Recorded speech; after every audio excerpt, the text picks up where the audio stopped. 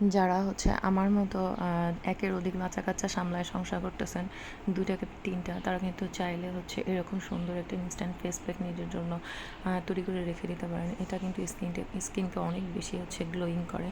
আর হচ্ছে এটা রেডি করে মুখে মাখতে কিন্তু খুব একটা বেশি সময় লাগবে না। আমি এখানে কাঁচা হলুদ, কমলার খোসা, মসুর ডাল আর চালের পোলার চাল যেটা, সেটাকে একসাথে গুঁড়ো করে হচ্ছে একটা কৌটায় ভরে রেখে দিছি, যাতে যখন আমি সময় পাই তখন এই যেন ইনস্ট্যান্টলি কাঁচা দুধ অথবা যে কোনো মৌসুমি ফল দিয়ে এটাকে মুখে মাখতে পারি। আর এই যে এদিকে আমি বাজার গুছাচ্ছিলাম মুখে ফেস প্যাকটা মেখে, আর আমার পুচকুসোনা আমার মুখে ফেস প্যাক মাখা দেখে সে আমার কোলে আসতে চাচ্ছিল না, ভয় পাচ্ছিল। আমার কাছে খুবই ইন্টারেস্টিং লাগছে। সে হচ্ছে রান্নাঘরে ওই যে দরজায় দাঁড়ায় দাঁড়ায় একবার কাঁদতেছে, কিন্তু আমার কাছে সে আসতে পারতেছিল না। যাই হোক, ফাইনালি হচ্ছে মুখ ধুয়ে বাবুকে ঘুম পাড়ায় দিয়ে আমি আজকে রান্না করতে আসবো। আজকে হচ্ছে আমি চুই ঝালার মাংস দিয়ে কাটা মশলা দিয়ে গরুর মাংস রান্না করব।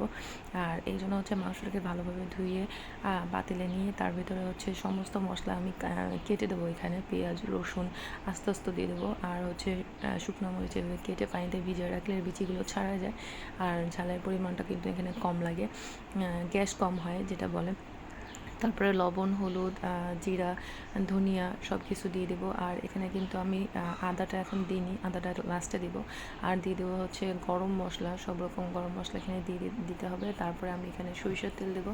আপনারা চাইলে যে কোনো তেলই এখানে ইউজ করতে পারেন। আর তারপরে খুব সুন্দর করে হাত দিয়ে এটাকে মাখাতে হবে। আর কাটা মশলার মাংস হচ্ছে এটাই মেইন পার্ট আর কি। খুব ভালোভাবে মাখানোর পরে হচ্ছে আমি এই ঢাকনা দিয়ে ঢেকে এটাকে হচ্ছে কষাইতে নেব। আমি কিন্তু এখানে প্রথমবারে কোনো রকম পানি ইউজ করি নাই, তারপরেও দেখেন আমার মাংস থেকে কিন্তু আস্তে আস্তে পানি বের হয়েছে। আর খুব সুন্দরভাবে হচ্ছে মানে মশলাগুলো গলতে শুরু করবে আস্তে আস্তে। আর এই মাংসটা রাঁধতে কিন্তু একটু বেশি সময় লাগে, হাতে বেশি সময় থাকলে এই ধরনের মাংস রান্না করে খেয়ে দেখবেন অনেক বেশি কিন্তু মজা লাগে। আর আজকে দুপুরের জন্য হচ্ছে শুধু আরেকটা ভর্তা করব।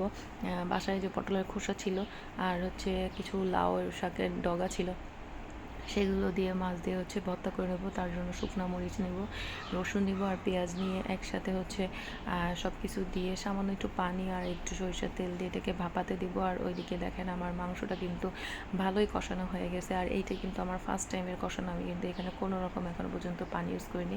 মাংসের গায়ে থেকে যা পানি বের হচ্ছে অতটুকুই। আর আমার কাছে এখানে মনে হচ্ছিলো সামান্য হাফ চা চামচের মতো হচ্ছে শুকনো মরিচ দিতে, কারণ কালারটা কেমন যেন মানে একটু ফ্যাকাশে লাগতেছিলো, না দিলেও এখানে হয়। আর এই যে এই পর্যায়ে এসে আমি হচ্ছে এখানে রসুনটা দিয়ে দেবো। তারপরে হচ্ছে আমি কষানোর জন্য পানি দিয়ে দেবো। সেকেন্ড টাইম যখন কষাবো তখন সামান্য একটু পানি দেবো, বেশি পানি দিব না। দিয়ে তারপরে হচ্ছে এটাকে কষায় নেব।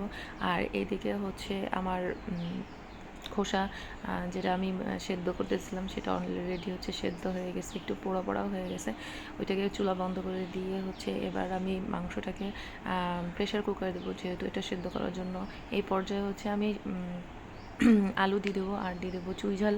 আর চুই ঝালই হচ্ছে মানে এই মাংসের স্বাদটাকে এত বেশি টেস্টি করে। আর যেহেতু আমার হাতে বেশি একটা সময় ছিল না, তাই সেদ্ধ করার জন্য কষানোর পরে আমি হচ্ছে প্রেশার কুকারে দিয়ে দেবো। আপনারা চাইলে কিন্তু নর্মালি সেদ্ধ করে নিতে পারেন। আর এই যে হচ্ছে ব্লেন্ডারে আমার ভর্তাটা করা রেডি হয়ে গেছে। আর লাস্টে হচ্ছে রাত্রেবেলায় আমি রুটি দিয়ে মাংস দিয়ে খাবো। আর এটা কিন্তু আমার অনেক বেশি ফেভারিট, মাংস দিয়ে রুটি দিয়ে খেতে কিন্তু আমার খুব বেশি ভালো লাগে। আর এই যে খাওয়ার সময় আমার বেবি আমাকে ডিস্টার্ব করে।